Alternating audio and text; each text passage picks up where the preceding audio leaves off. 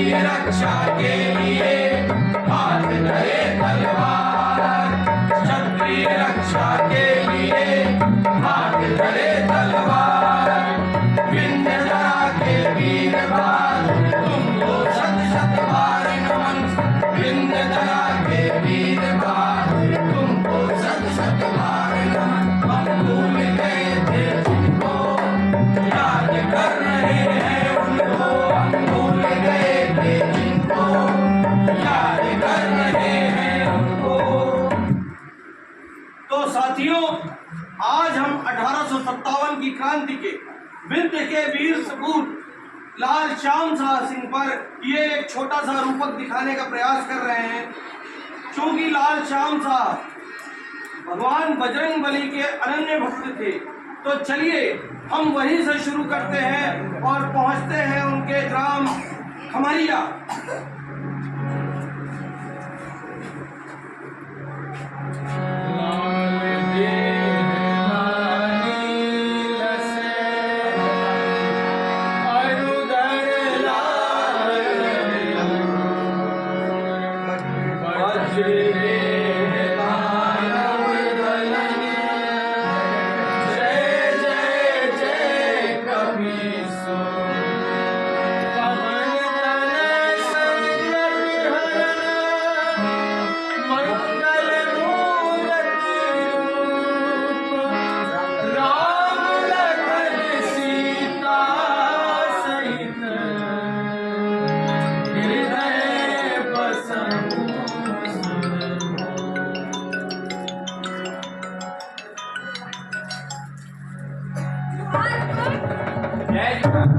कहिए क्या संदेश है? हुकुम, आपसे ठाकुर रणवंत सिंह मिलने का अनुरोध किया।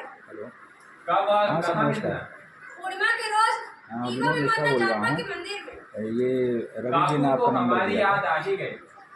लगता है तो अभी हम लोग अब जगह में मातृभूमि का कार्यक्रम कर रहे ऋण हैं चुकाने का समय आ गया है। और उसके बाद आपके यहाँ आएंगे सिनेमा में। हम भूल गए थे जिनको याद कर रहे हैं उनको, हम भूल गए थे जिनको याद कर रहे हैं उनको।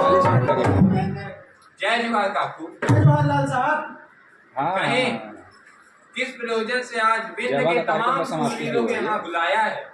लाल और साहब, अपना 20 भिगोड़े मिनट का अंग्रेजों कार्यक्रम है, ने 15 पूरे से 20 देश में मिनट दुर्गति लगता मचा रखी है। हमारा पूरा देश जगह आज में बिछड़ आके रहा वहाँ है पे कहाँ पे और उस सिनेमा में आग आके उस आग की लपटें हमारे बघेल खंड तक पहुंच रही हैं। चाचा ये रोड में काकू अवस्था अब ठीक समय है। आ गया है इस अंग्रेजी साम्राज्य को जड़ से उखाड़ कर भारत भूमि से बाहर फेंकने का। हम तो कहते हैं इतना सोचने विचारने की आवश्यकता ही क्या है? महाराज का क्या आदेश है? अन्नदाता पर 24 घंटे कड़ी नजर रखी जा रही है। पॉलिटिकल एजेंट आशवान महाराज पर कड़ी नजर गड़ाए बैठा हुआ है। हुकुम, महाराजा रघुराज सिंह जी पधार रहे। जी महाराज की जय हो। काकू, आप 1000 सैनिकों का दस्ता तैयार कीजिए। उसके लिए आवश्यक खर्च हम राजकोष से देंगे। और हाँ, मैं माफी चाहूंगा काकू, इस युद्ध में मैं आपके साथ खुलकर नहीं लड़ रहा हूँ। नहीं महाराज, अगर आप खुलकर सामने आएंगे तो ये गोरे अंग्रेज हमारी निर्दोष प्रजा पर और भी ज्यादा अत्याचार करेंगे, इसलिए आपके दिखावा करना ही होगा। और हाँ, अब मैं भगवान जगन्नाथ की यात्रा के लिए जा रहा हूँ।